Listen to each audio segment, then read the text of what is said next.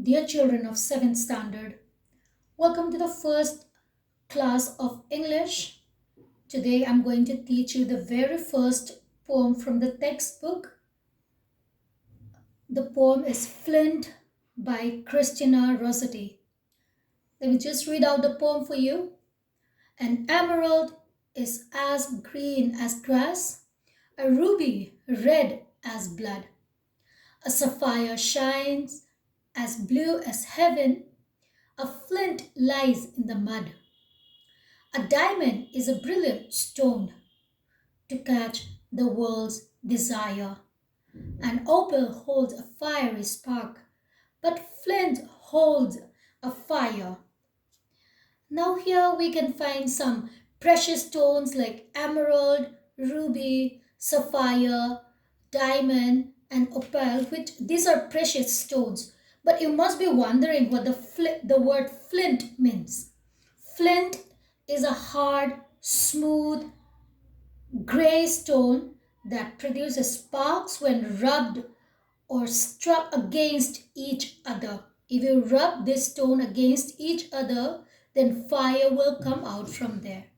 So here from this short poem you get to know that the color of the emerald is green, the ruby is red, the sapphire it's a shiny precious stone which is blue in color, and a diamond is a very brilliant stone, and everyone likes the diamond. How do you know that everyone wants it?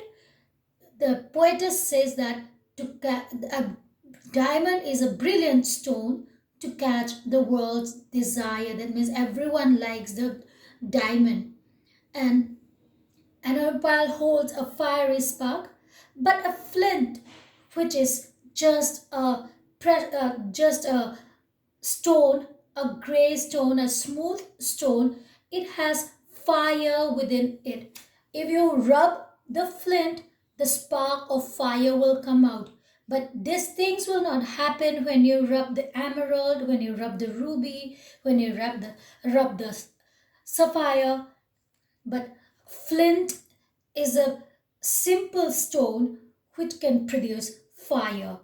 Now here in the from this poem, the poetess wants to bring out that we should not judge a book by its cover. What does it mean? We should not judge someone or we should not think about someone from their outward appearance.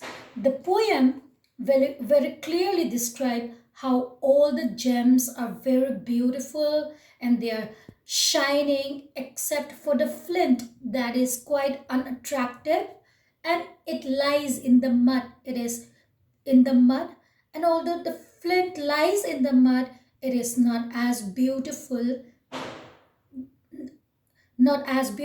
as other stones.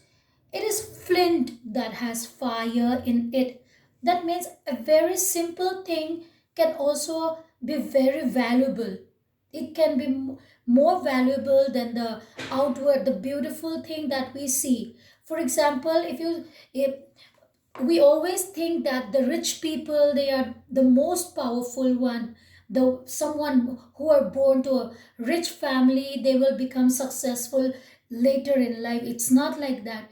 If you take someone like APJ Abdul Kalam, who was the president of India, he was from a very humble family and from a very poor family.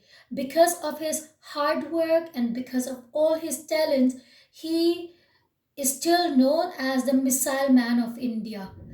Even though he doesn't look very good, he doesn't look very handsome as well, but still because of all his talents, he was known as the missile man of India, and he is still regarded as a very powerful man in India.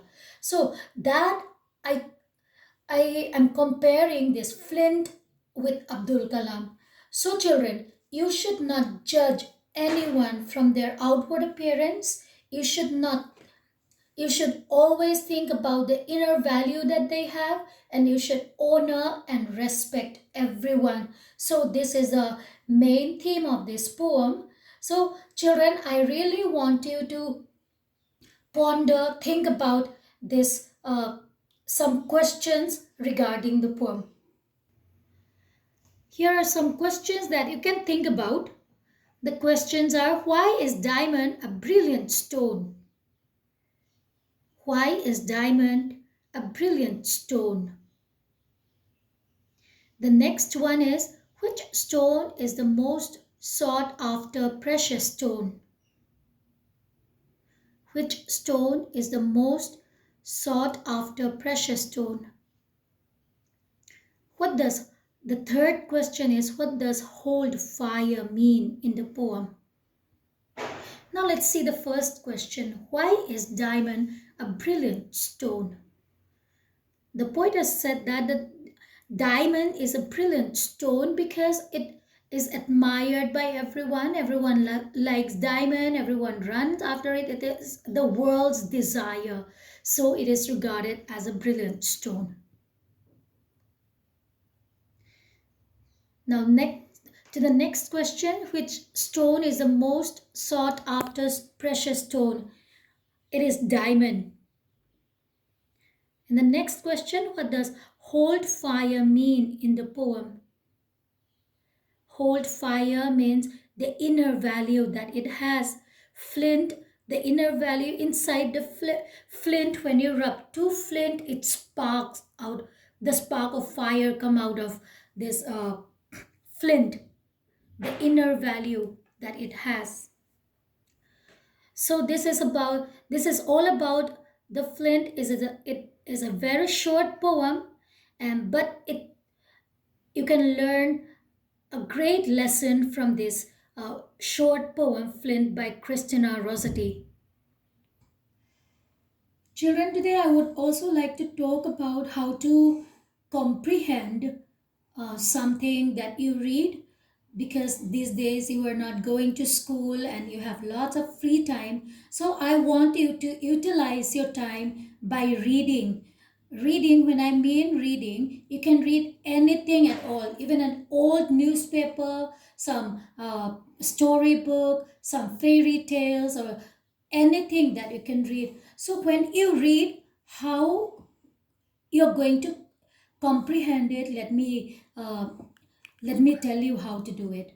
Okay, so the first thing that you have to do when you read a passage is you have to read it quickly and underline the words that you don't understand. In the first reading, just go try to go through it and take a marker or pencil, but and keep on underlining the words that you don't understand. And then after reading that chapter or a passage or an article, then you are going to come to the beginning again to read it again. Now, this time when you're reading it the second time, you are going to use a dictionary. Why dictionary? Because you have underlined those words that you don't understand. To understand those words, you are going to use the dictionary. So, with the help of the dictionary, you will try to understand those words that you have not understood, and you're going to read the same passage again. And after that, you are going to reread it again. When you read it then, the third time, this time you will be able to understand the whole thing that you are reading. And read again the whole passage and summarize everything that you read. And this in this way, children, if you start reading a story, or if you start reading a poem, or if you start reading an article like this, then you will have a strong comprehension power. Children, have a good reading time, and also think about the poem that I have taught you today. Thank you so much. See you same time tomorrow.